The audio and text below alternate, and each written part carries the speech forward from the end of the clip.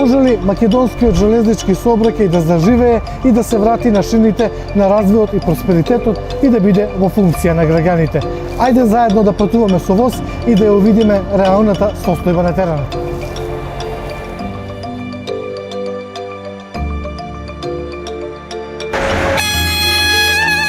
Често патувам, па да ви речам 2 пати месечно најмалку.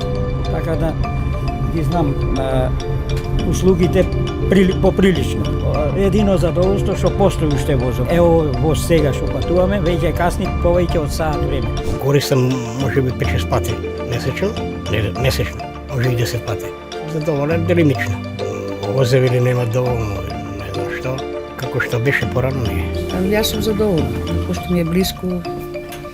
Редовно овие возови што се постојано се добри.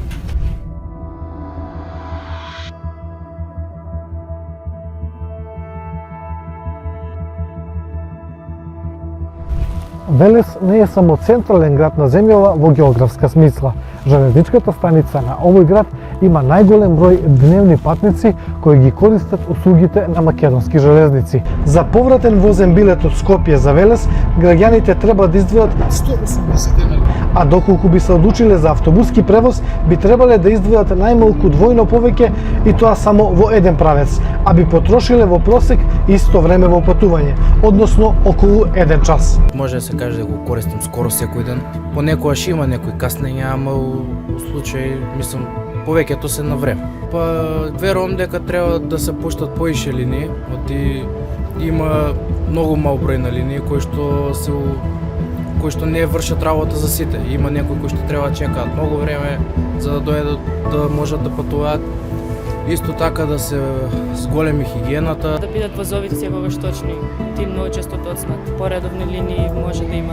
Бројот на патници во железничкиот сообраќај постојано опаѓа низ годините. Според официјалните статистички податоци, во третото тримесечие од 2024 година во железничкиот превоз превезени се 59.000 патници, 10.000 помалку споредено со второто тримесечие оваа година.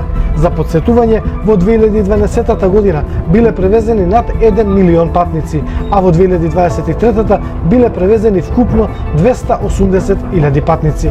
Од 15 декември вратен е возот Скопје Гевгелија Скопје, а вратени се возовите за Кочани и Кичево. Официјално тие ќе започнат да се обраќаат околу половината на 2025 година. За студентите е таман цената. Задоволен сум од цената на билетите. Како студент имаме ние попусти, имаме и бесплатни патувања, така да сум задоволен. Македонската железница располага со инфраструктура во должина од 699 километри. Моментално во земјава функционираат 14 патнички линии и натаму нема меѓународни возови кон Грција, Србија и Косово.